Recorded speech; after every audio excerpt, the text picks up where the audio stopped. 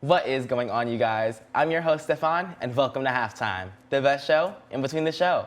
Now, this episode, I'm seated with Asya Jones. You may know her as Miss Women's Senate, but I know her as my friend. And today, you'll get to know her too. So how are you doing today? I'm good. I'm really grateful to be here. That's awesome, that's awesome. So I know you're from Louisiana. What was life like for a young Asya Jones? Life was fun. I spent a lot of time around my family. If I wasn't at my cousin's house, they were at my house, and things like that. We were at to the aunts and uncle's house, and then, so Louisiana is just a big welcoming area. So with me not having, maybe if I wasn't with my family, I was with my, distant family, the Right. aunts and uncles that you get from down the street, your mom's best friend, those became Right. like my, aunts and uncles in life. And, I just had a lot of fun. I just would say life was fun. How would you say life is different down south compared to up here?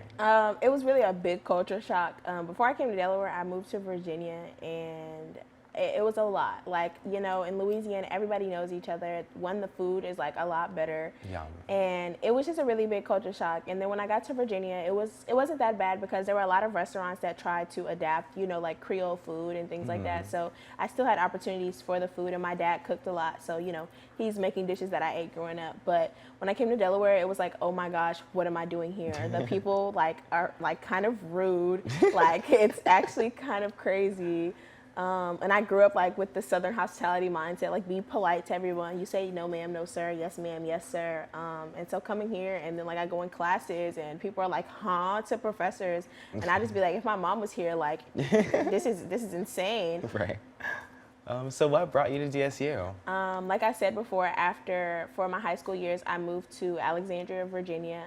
While I was there, I took up culinary in high school. Ooh. So when looking up, the schools that I wanted to go to for college, I wanted to go to an HBCU, but I knew that I wanted to still pursue the culinary field.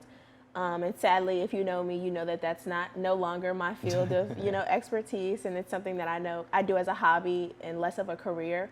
But when I came here, I came for the hospitality and tourism management department. So that is what led me here. And just to know that it was an HBCU that was going to cater to the needs that I needed was perfect for me. Awesome, awesome. So what sparked your interest in student leadership? Honestly, I've always been a natural born leader. If you talk to my mom, she would tell you, I was always leading the pack when it came to my family, even though I was always the middle cousin. I was never the oldest. I had a bunch of older cousins, but I still always led the pack. And then when I got here, I just saw the impact that you can have with student leadership, whether you have a title or not. You can do things that leave an impact on one person, two people, a group of people. And that was something that I know I wanted to do before I left here. So there's other orgs on campus, things like Give, Elite, there's SGA too. What made you pick Women's Senate specifically? Women's Senate, just because I know when it comes to my end goal post-grad, I want to start a nonprofit organization catered to young Black women.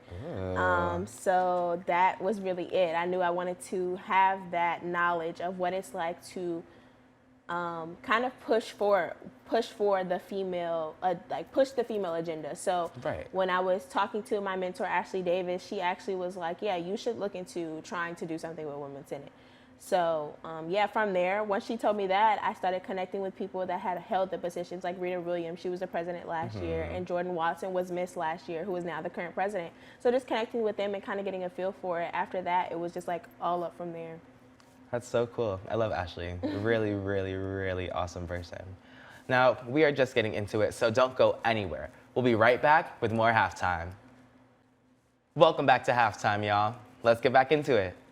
So what was the process of becoming Miss Women's Senate like? The process is a little different every year. It depends on the executive board. For me, I had connected with people that were in the executive board, and I let them know that I had interest in serving as Miss Women's Senate for the year. So once they had fully gotten the 5 people that were going to serve on the Women's Senate executive board, they talked it over, and it was just up to them to whether they thought I was the right fit.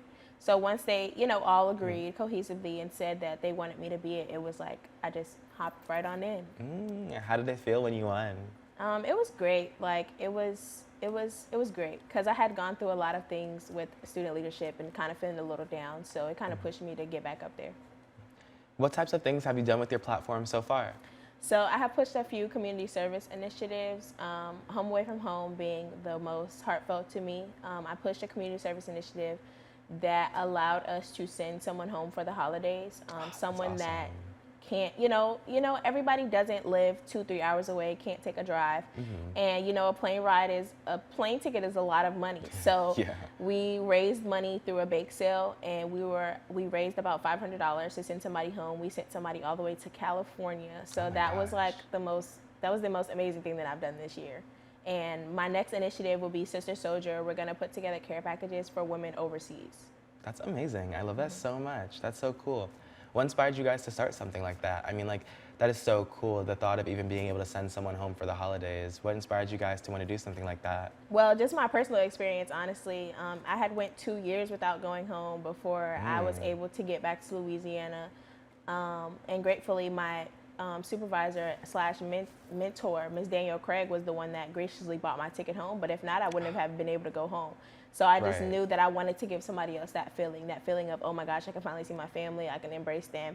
It's been a long journey. College is not easy. You don't know what mental trials and tribulations somebody is going through. So just to know that I was able to give somebody what I was given, like just to pay it forward, was amazing for me. Where would you say is the coolest place being Miss Women's Senate has taken you so far? Actually, it would have been the first Empower conference hosted by the Office of Urella. I was able to facilitate a session and be a part of a student panel. So that would be the coolest. I was able to use that platform to speak, do my first public speaking, endeavor, and it really pushed me. If you know me personally, I have really bad anxiety, so that was something that I had worked on and pushed myself to do because I know it's something that I want to do post-graduation. So that was the first step towards making it real. That's really cool, and I am really proud of you. Thank you. What does it mean to you to be Miss Women's Senate? It means to me to push the narrative and change the agenda for females, not just on campus, but in the area, in the HBCU community. I haven't been able to do much outreach, with other HBCUs, but I've connected with Miss Delaware State University and some other campus queens who, hear me and they understand what I'm trying to do. So just being able to connect with them on that level has allowed me to push that narrative that I'm trying to change in that agenda. So I'm able to push for my nonprofit. I'm able to push for the projects that I want to do. I'm able to collaborate with the people that I want to collaborate with. So it's just been like a whirlwind. I know you and Miss DSU have a book club together, Queen's Archive. Could you tell me a little bit more about that? So actually it came about over Christmas break, I want to say, or Thanksgiving break. She had went home and she had talked about her love for Barnes & Noble. And I was like, oh my gosh, me too. And I was like, I know a lot of people are about to have the New Year's resolution of wanting to read books more. And we were like, we should start a book club, but not just like any book club. Like we read books about Black women, about the story, about just things that they go through, or just the Black, how do I say this? Like the Black story or the Black narrative in general. We're trying to push that instead of reading books that, you would read in class that get a little boring. We want to read something that will push importance into the young ladies that join our book clubs. Like right now we're reading More Than Enough. And it has been so great to see that, to see the conversations that we have are amazing. And the book is great itself. It was actually very accidental, the book that we chose, but it's been amazing so far. What does it feel like to represent the young women of Delaware State University? It feels good. If you know me, I go by a quote of, I speak for the ones that don't speak up for themselves.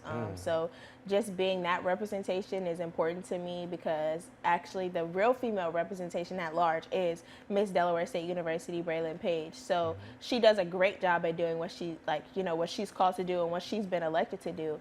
But for me, it's, being that voice of the people that aren't heard, being the voice of the people that, may not have that easy access to her or be able to speak, well, so Right. I just take it, I take it very seriously and I push forward every day trying to do my best. That is really cool, and I'm so proud of you. Thank I you. truly could not imagine a better woman to be in the position. Thank you. You do so many cool things every day, and I'm just so happy that you have this platform where you can share your love of life with other people. Thank you. I just want to thank you so much for coming out and sitting in my chair. It's been awesome interviewing you and getting to know a little bit more about you. Thank you for having me. And I want to thank you guys so much for watching. Once again, I'm your host, Stefan, and this has been HalfTime.